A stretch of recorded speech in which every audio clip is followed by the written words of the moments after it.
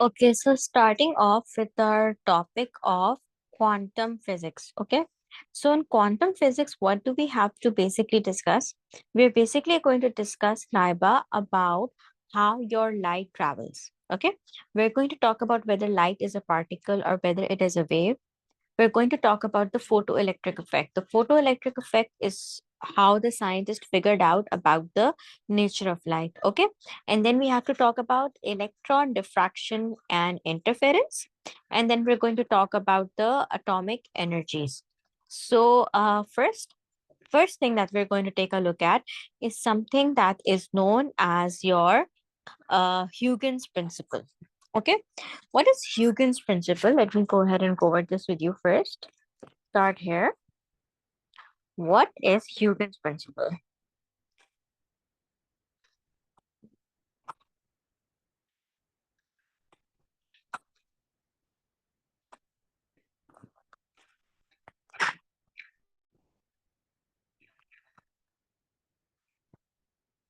By the way, this topic is extremely important. So far in the entire topic of waves, this topic is the one that's the most important. So please make sure that if you have any questions, any confusion, you do ask me. So this is a very important topic. You get a lot of questions on this. So what is Huygens principle? Huygens principle, basically, what did Huygens say? Huygens said that you can predict the future movement of waves if we know the current position of the wave. Okay, he said that if I know the current position of the wave, if I know where the wave is right now, okay, if I know the current position of the wave, so I can predict, I can tell where the wave will be in the future, right? Huygens principle was quite simply this, that the future movement of a wave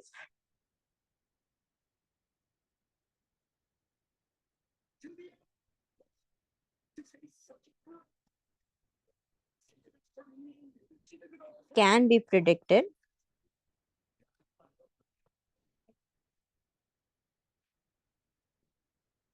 if we know the current position of the wavefront.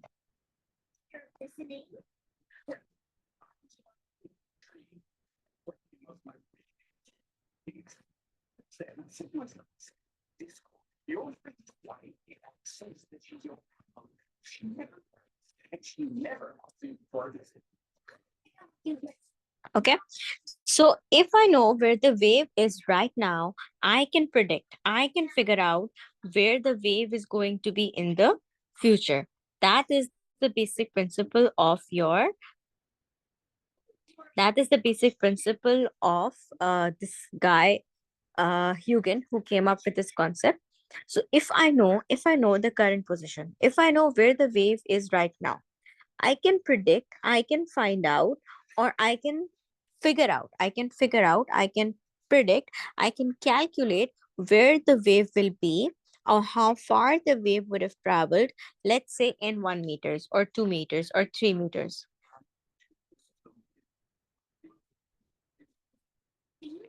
And this we can explain by taking a look at a diagram. Okay.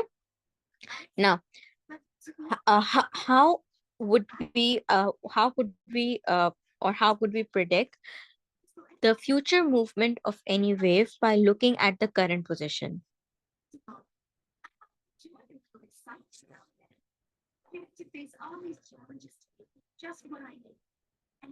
So the way you can figure this out, Laiba, is that let's say that this is our wave. This is the current position of the wave.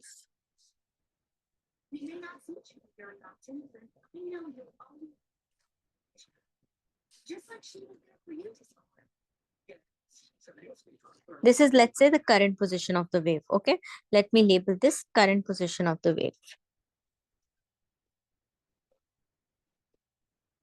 Now, the concept is this, Laiba, that you will consider every point on the current position as a source of new wave. Okay, that every single point on this wave, every single point on this wave is a source of new waves. every single point. I'm just drawing a few points, but when you're actually doing the, like, if you're doing this in reality, you would consider every single point. Okay, so I will say every single point is a source for new wave, meaning that this point will also produce a wave,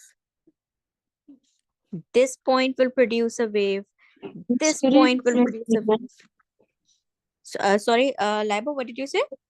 Could you explain it again? Because you were lagging for me. Okay, all right, no problem. I'll explain it again. So the concept is this, right? That every, you have, let's say you know the current position of the wave. This is the current position of the wave. Okay. So in the current position of the wave, the basic concept is this, that you consider every point on the wave front as a new source for the new wave. Okay.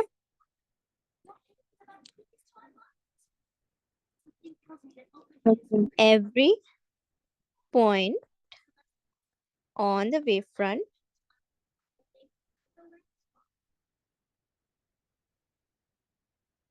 is considered as a source for new waves. Meaning that if there is one point over here on the wave, this point in the wave will also, this point is going to produce a new wave. The second point, it will also produce a new wave. The third point on the wave, that will also produce a new wave. The fourth point, it will give you a new wave, right? So every single point, I have just drawn a few for you over here for the sake of explanation, but every single point on this wave will produce a new wave, okay? And if we join all these waves together, if we join all these waves together,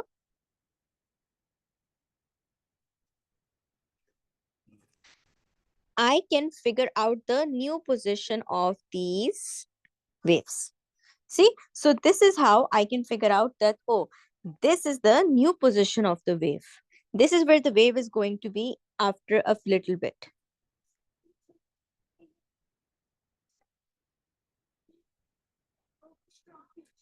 right? This is what the principle is, that this is the original position, current position, where the wave is right now. So you and I are working this together, okay? So I say to you, okay, Laiba, every single point in this, on this wave, is going to produce a new wave. So you say, all right, miss, point, the one point will give us a wave number one, then we'll get another wave, then another wave, then another wave, then another wave. So every single point on that wave is going to produce its own wave. Every single point on the current position, every single point on the current wave will produce many small waves. Okay. If we join all those waves together, we can figure out the new position. That is the basic concept. Okay.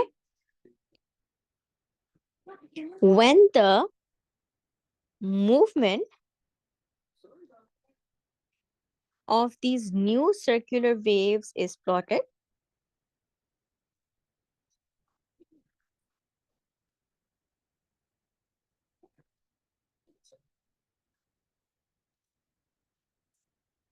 when the movement of these new circular waves is plotted and the principle of superposition is applied,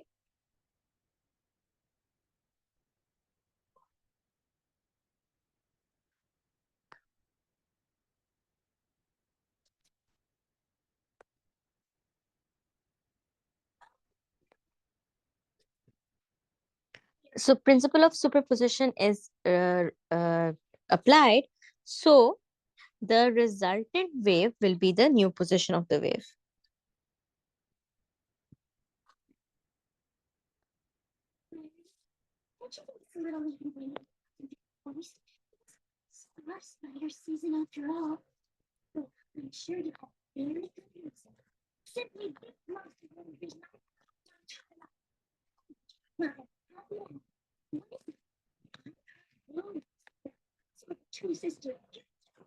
Okay, so this is, by the way, questions on this normally come like very theoretical, right? You don't get calculation questions on this. There are no calculation questions on this. This is all just theoretical. Okay. So what you actually have to understand is this, that you have to understand is this, that if I want to predict where the wave will be in the future, if I want to predict where the wave is in the future, where will the position of the wave will be 10 seconds down, 5 seconds down, 6 seconds down the line, I can always predict it if I know the current position. If I know where the wave is right now, I can predict where it will be in the future. How can I make a prediction like that? How can we make a prediction?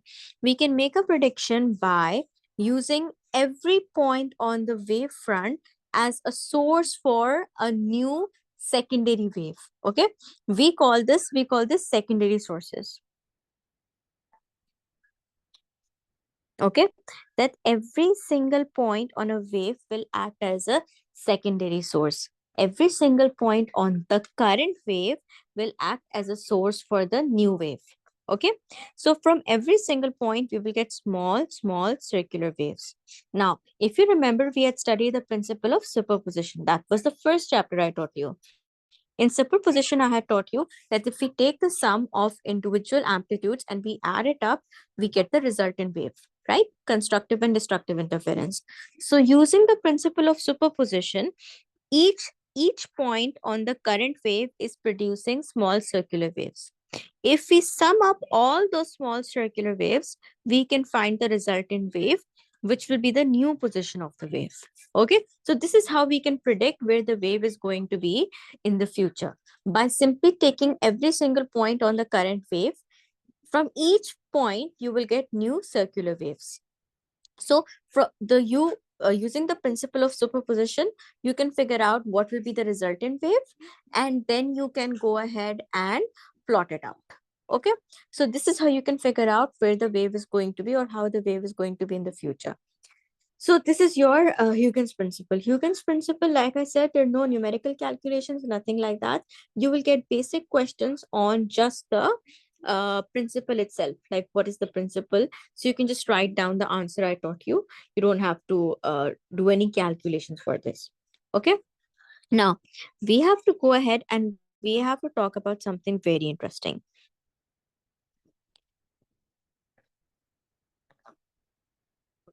The very interesting thing, Laiba, that we have to talk about is the nature of light. Okay. Now, when we talk about the nature of light,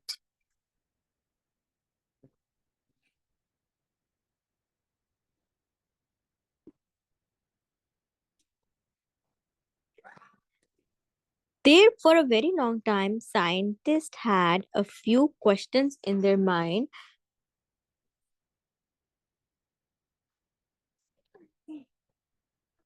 They had a question in their mind, and the question that was in their mind was that, is light a wave, or is light going to be traveling as a particle? Right?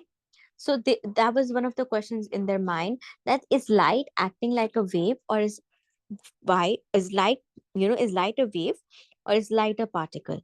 Now the thing is that confusing, you might wonder, miss, why was this so confusing? The reason it was so confusing is because light gives you properties that we see with waves as well, and also it gives you properties that we see with particles as well. Okay, so for example, if I give you an example, we have let's talk about the evidence that suggests that light is a wave.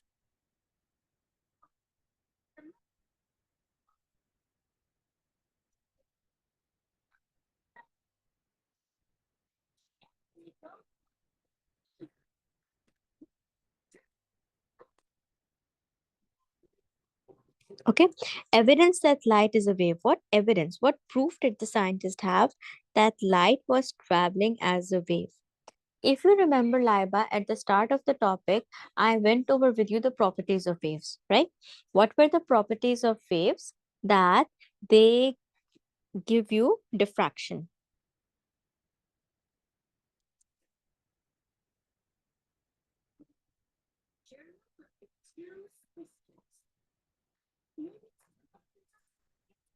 right? They so use superposition and interference.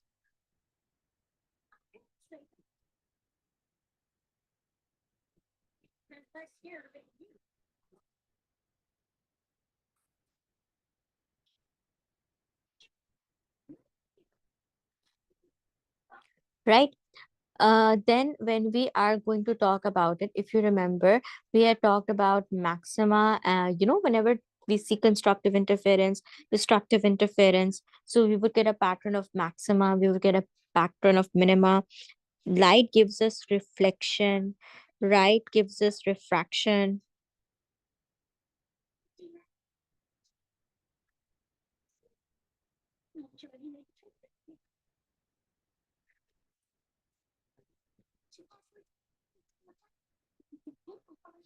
So these properties, reflection, refraction, dispersion, diffraction of the light, the principle of superposition, constructive interference, destructive interference, we only see these with lights. If we talk about a particle, so when we talk about a particle, what do I mean by a particle? Like imagine an atom, imagine an ion, imagine a molecule. Okay, so a molecule will not give you refraction, a molecule will not give you reflection, a molecule will not give you superposition and interference, right? These are properties that are only seen with waves.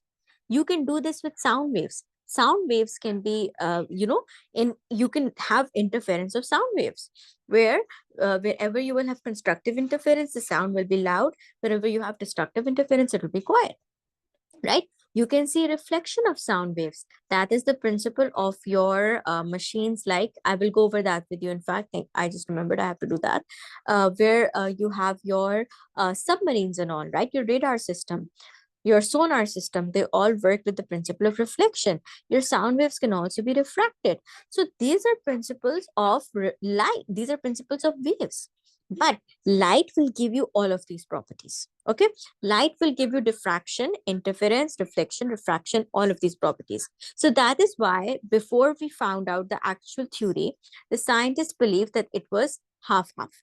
Like half of the scientists believed that this is due to that light travels as a wave. And this is what they said. They said that, look, light gives us diffraction, it gives us interference, reflection, refraction. So this is only seen with lights. We don't see this, this with particles like molecules and all of those. So light has to be a wave. But on the other hand, they also, some scientists had evidence that light was acting as a particle.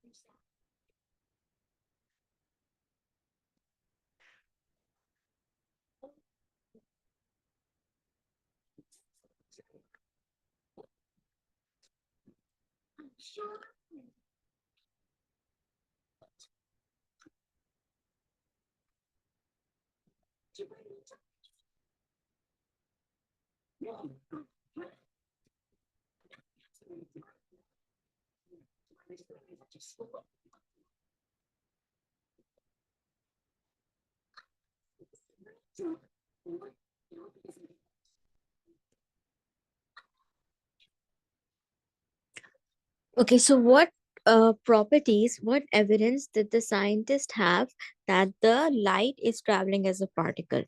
There is one major evidence: photoelectric effect. This was their evidence, the photoelectric effect. Now, let me tell you what is the photoelectric effect. Okay, now what I'm going to go ahead and tell you, what is the photo, before I tell you what is the nature of light, how did the light actually function, let me tell you about what is the photoelectric effect.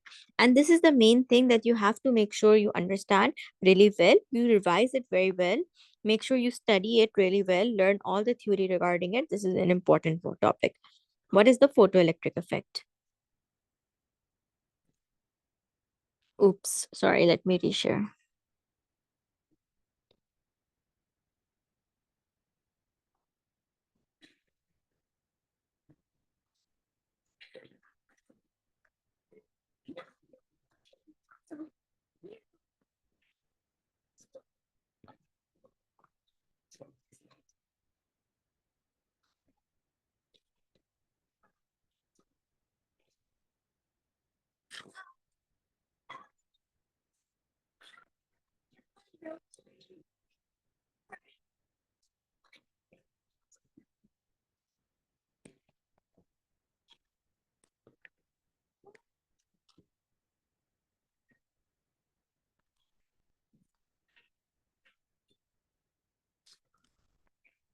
The photoelectric effect LIBA was an experiment.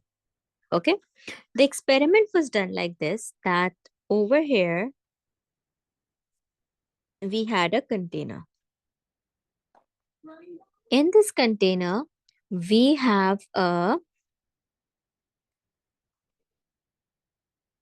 we had on top of this, we had placed a zinc plate, a plate made of zinc metal. Okay. This plate extended all the way downwards over here, like this. Okay. Attached to the zinc plate, we had a gold leaf.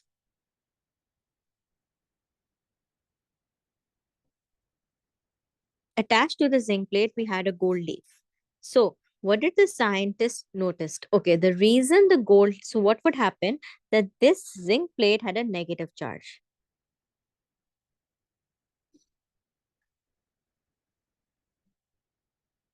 Okay, this is the negatively charged zinc plate. This is just the same plate. Okay, like it's the same plate continuing through. Over here, we had a positive gold leaf.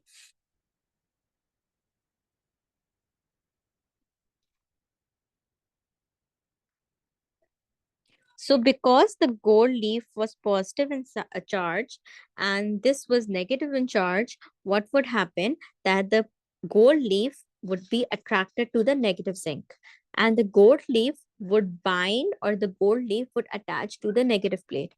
Now, the scientists noticed something very interesting. They noticed that when they took the same practical, okay, same setup, but they decided to shine a UV light on the zinc plate.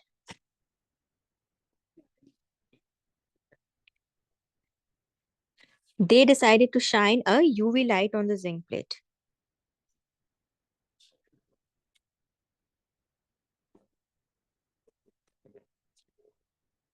So they saw something very interesting. They saw that the gold leaf would fall down.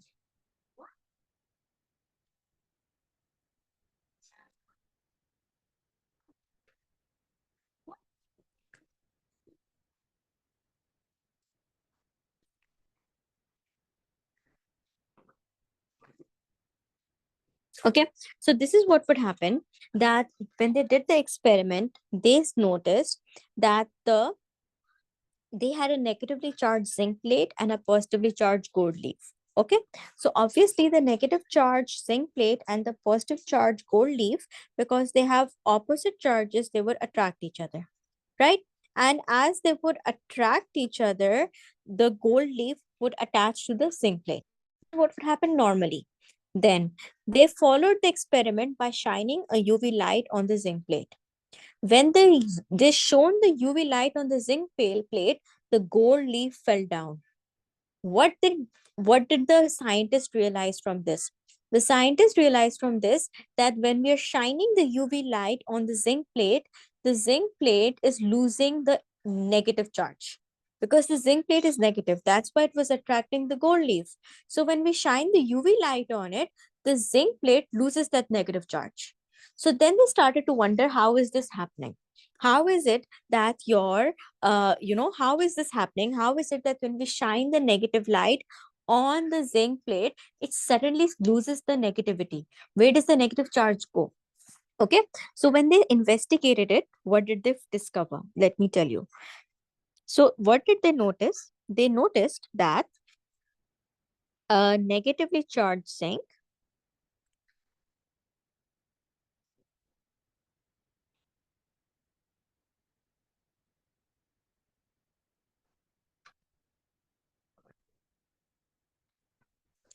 negatively charged zinc plate attracts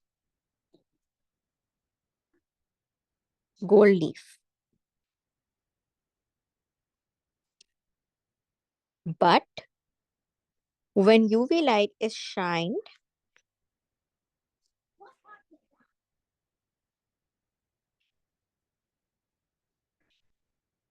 but when UV light is shined on the zinc plate,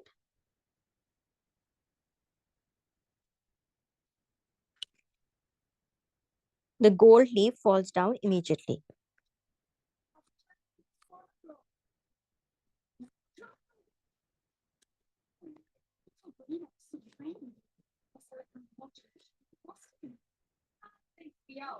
So they started, like I said, they said, okay, why is the gold leaf falling down? The gold leaf is falling down. So what did this suggest? That when the UV light is shined on the zinc plate, it causes the zinc plate to lose the electric charge. That's why the gold leaf is falling down, because the zinc plate is no longer negative, right? Because the zinc plate is no longer negative. So loss of negative charge means loss of electron. This is something that you have studied in chemistry. Loss of negativity means that the zinc plate is losing electrons. So now the scientists began to question, how is it that when we are shining those electrons on the, sorry, not the electrons, when we're shining the light on the zinc plate, it is losing electrons. How is it losing electrons? Okay. And over here, what was so what so this is the theory that they figured out. They figured out that light is made up of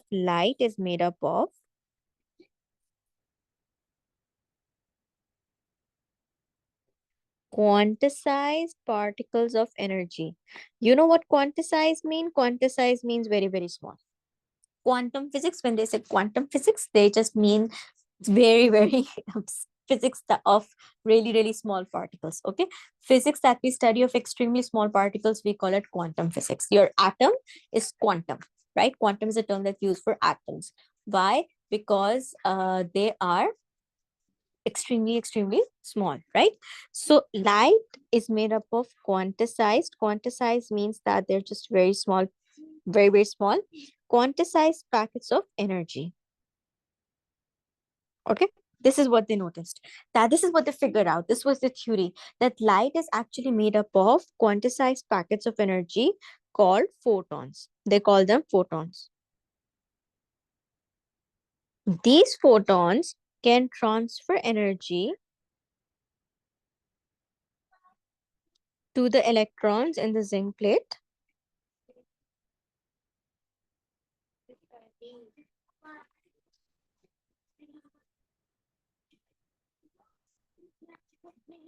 Okay, so these photons transfer energy. So when the photons, the UV light photons, the light photons, when they would hit the zinc plate, a transfer of energy would happen. The photons would transfer that energy to the electrons. So electrons would become energized.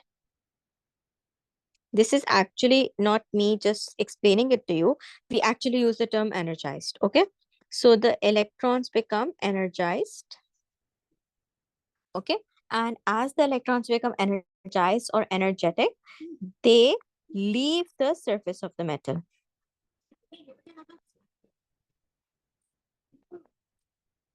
When they leave the surface of the metal, the zinc plate will no longer be negative.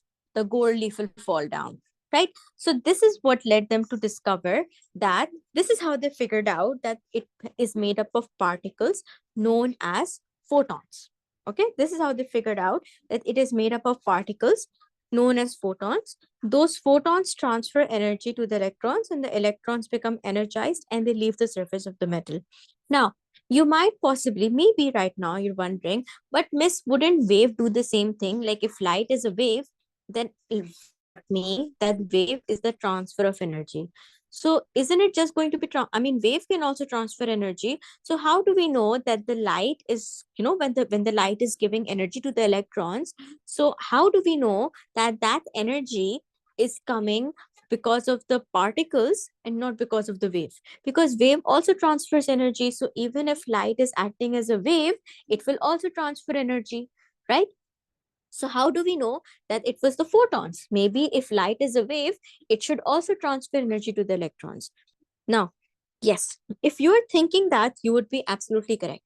Even if light is a wave, it would still be able to transfer energy to the photons, right? So far, what we have discussed so far, this is not the reason why the scientists concluded or figured out regarding the photons. They took this basic experiment and they repeated it a lot of times by changing a lot of different factors. Okay. let me explain to you what are the different factors they changed. To explain the different factors to you, I'm going to share a table with you. Okay. That table is not a part of your syllabus. It's not from your textbook. It's from the Cambridge textbook. But the reason I'm sharing it with you, and you don't have to learn it. Okay. But the reason I'm sharing it with you is because it will make it really, really, really easy for you to understand the topic. Okay. So it's for your understanding. You don't have to learn that table. If you learn it, though, it's also fine because it's the same thing, but it's a very good way, it's a very good representation of what I'm trying to teach you. So so far what I just taught you, so far this is just the basic concept of what happened in the experiment. The main thing that we have to talk about is this, that the scientists did not stop over here. They repeated this experiment probably thousands of times, and each time they changed different things. For example, sometimes they changed it in the sense that they would add frequency, change the frequency, change the wavelength, like that, so they kept on repeating the experiment with multiple different frequency, different wavelength, all of that, different intensity, different brightness, and each time they noted the observation. So using those observations all together, they actually figured out, or they actually figured out that light was traveling as a wave. I'm so sorry. That light consisted of particles known as photons. Let me share that table with you.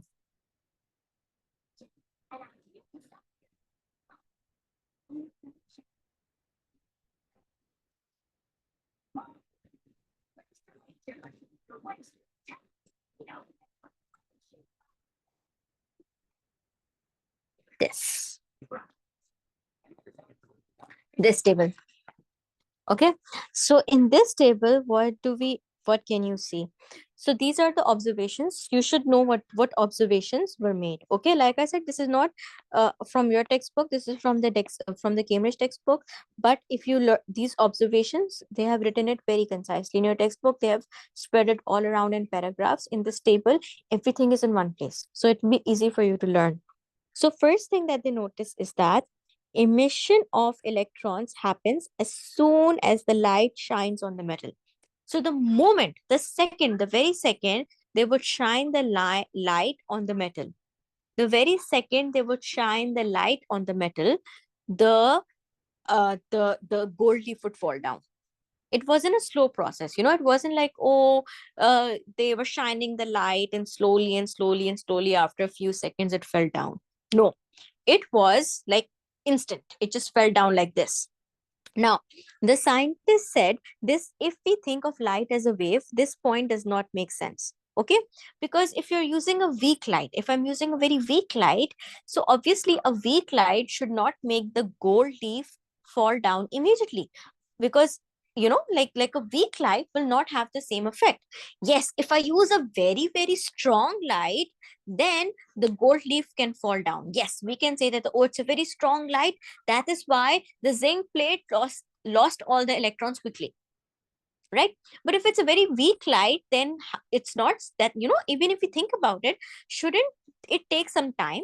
Shouldn't it take time for, slowly, slowly, slowly, the wave intensity to increase, and then the gold leaf will take time, and then it will fall down? The zinc plate will lose electrons slowly. So the scientist said, okay, if light was acting as a wave, then we should have seen an immediate effect. We should have seen the light fall down immediately. Okay, not the light. I'm sorry. We should have seen the gold leaf. If light was traveling as a wave, then the gold leaf would not fall down immediately. It would take some time. Okay, it would take some time. But if we think of it as a particle, if we think of the light as a particle, then it makes sense, right? Because in a wave, we need a really strong light to give us such a strong effect. But if it's just a particle, then imagine if it's just one molecule, right? One molecule is more than enough. If one molecule is present, one molecule is more than enough. As long as there is a successful collision, a successful chemical reaction, we will see the product, right? Not exactly like that, but you get my idea, right? So same concept over here. If there is even one photon, one particle of light, but with lots of energy in it, good enough. The moment the particle will hit the zinc plate, electrons will gain energy, they will escape, gold leaf falls down. right? So this was the first observation. You should know, Laiba, the observation and the photon model. Learn these two. Okay. And the reason I'm asking you to learn these two is because in your past paper questions, you are going to literally get questions like these, where they will give you this question, and they will say, give the observation of the give all the observations of the photoelectric effect and the conclusions the scientist got from it. Okay. So the first observation, what is the first observation? Please make sure you learn it before we start past papers. First observation was that as soon as we the light shines on the metal, the zinc plate loses electrons. As soon as the light shines on the plate, the zinc plate loses electrons. So if we think of light as a wave, then this will not happen. But if light is a particle, then yes, that one particle is more than enough. It will give you an instantaneous effect. Okay. Next, they notice that even low intensity light is effective. This is what I was pointing to you, that if light was traveling as a wave, okay, then we would see some difference in intensity, right? Like low intensity should give us a different result, high intensity should give us a different result. But when they're talking about intensity, they mean the brightness of the UV light. So they noticed that in the brightness of the UV light, even when we used weak UV light or very strong UV light, we got the same response. Which, if you think about as a wave, right? Like if you think about a wave, think about a sound wave. So a weak sound wave and a strong sound wave, you should see the difference. But over here, they saw no difference. So once again, they said that this relates to the photon. For this explains. So this goes against the wave theory. This is against that. If light was a wave, we should see a difference. So this is against. It is against the wave theory. So they said, you know what, we can explain this using photons. And the explanation, these are all explanations that they gave. Okay. So they said our explanation is that low intensity light means fewer photons, not low energy photons. Okay. So they said, we are suggesting to you, they said to us, we were the, we were the uh, audience and they were the researchers. They were telling us, they said, we suggest that when we are using low intensity light, it doesn't mean that the photons have less energy. It simply means that there are less number of photons. Okay. So since the photons have the same energy, that is why when we change the intensity, it doesn't really produce any difference. Okay. By changing the intensity, it doesn't produce any difference, right? The reason for that is, whether we use a low intensity light or a high intensity light, the gold leaf still falls down immediately. So they suggested that because the intensity of the light, the brightness of the light is not the energy of the light. Okay. The brightness of the light is the number of photons. Okay. So if I'm using weak light, that doesn't mean that my photons are weak. My photons are just as strong. It's just that they're lesser in number. Okay. So if I'm using very bright light, that doesn't mean my photons are a lot more energetic, like they have more energy. It simply means that they're just greater in number. Okay. So what is the first thing that you have to remember? Intensity is not the energy of the particle. Remember that. Intensity of the particle is not equal to the energy of the particle. Then they continued. They were talking about intensity. They said, let's continue with discussing intensity. So they noticed that increasing the intensity of the light increases the rate at which the electrons leave the metal. So they noticed that if we increase the intensity of the light, we can increase the speed. We can increase how quickly the electrons are leaving the metal. Okay. They said if we increase the intensity of the light, we can increase the rate, or we can increase how quickly the electrons are increasing the metal. So they said, if we think about light as a wave, okay, if we think about light as a wave, then great intensity or higher intensity must mean more energy, right? So more intensity must mean more energy. But what they were observing was, they were observing that the energy was the same. Okay, they were observing that the energy was the same, but the only difference was this, that more photons per second. So more electrons released per second. Okay, this is what they observed. They observed that the that the intensity of the light, so if you think about a wave, you would say that, like I give you the example of a sound wave, high intensity should mean more energy. But but they notice that when we increase the intensity of the light, the the speed at which the electrons are leaving the zinc plate becomes higher. But then they notice that it's why is this happening? The reason it is happening is because high intensity means more photons, greater number of photons per second. So obviously, if there are more photons hitting the zinc plate, then more electrons will also leave the zinc plate. Then they continued on. How did they continue on? They noticed that increasing the intensity has no effect on the energy of the electrons. Okay. And this is the same point that I've been saying to you again and again. So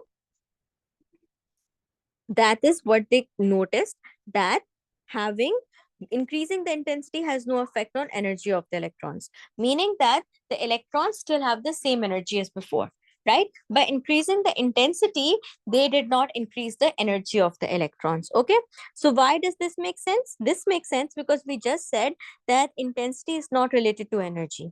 So if the energy of the electrons is remaining the same, sorry, if the energy of the photons is the same, then energy of the electrons will also be the same.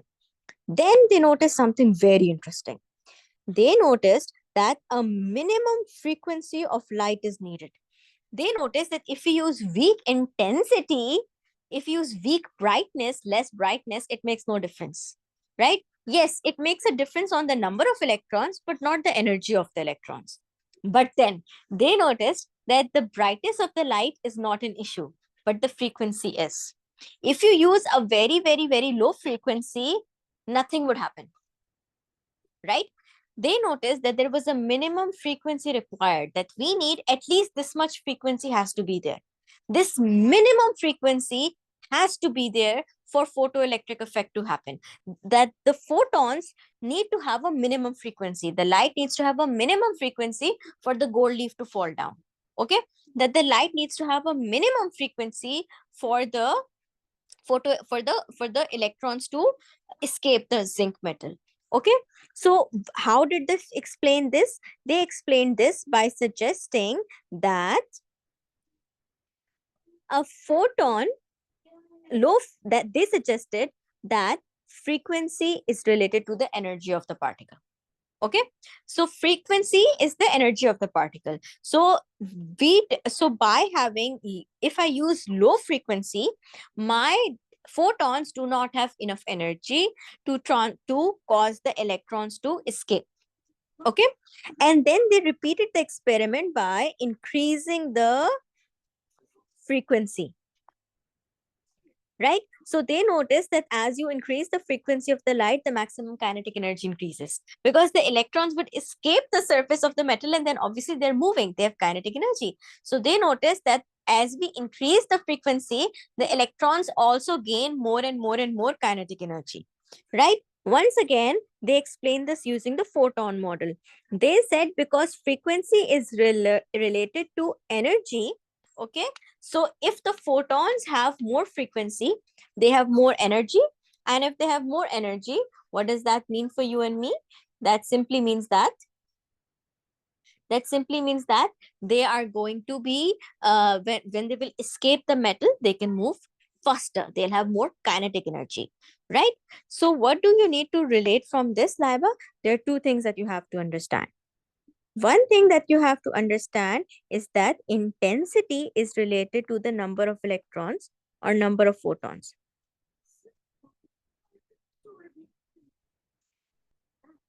Intensity is related to number of photons. Okay. And the second point that you have to realize is this, that intensity is the number of photons. And when we talk about our frequency, the frequency is the energy of the protons.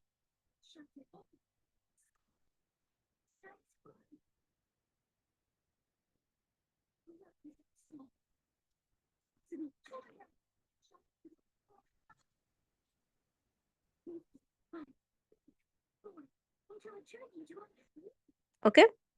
These were the observations and these were the conclusions. So you should learn all the observations and you should learn all the conclusions. Okay. Now, when we talk about our these conclusions, okay, so we need to relate this to a few points. One point that we have to relate it to is this, that okay, I just want to add one thing, that do you remember how I told you that the photons will transfer energy to the electrons and the electrons will leave the surface of the metal? Okay, so these electrons are known as photoelectrons.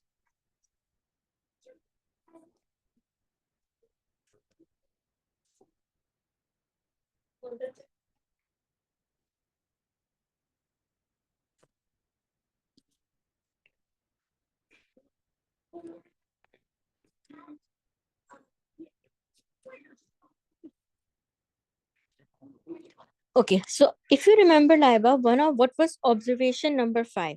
The observation 5 was a minimum frequency was needed for emission of electrons.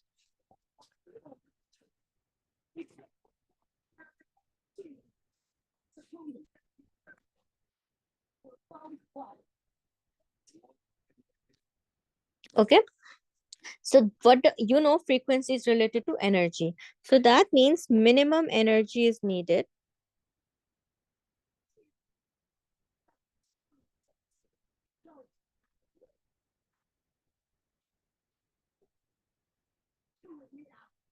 for an electron to escape the surface of the metal.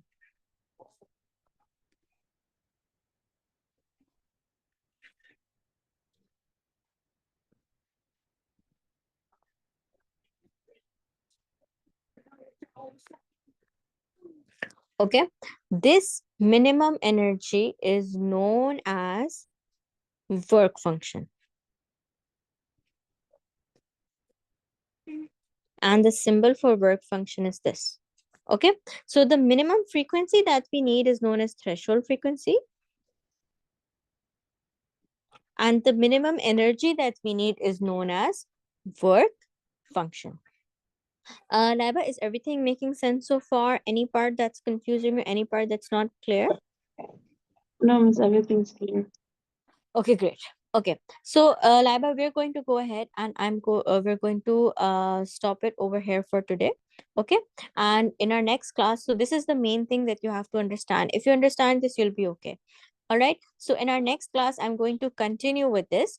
I'm going to tell you the equations that you need to go over. You got the observations. So I'm going to go over a little bit more theory regarding this. We're going to go over some equations that you need to go over. We're going to go over some of a graph that you need to go over.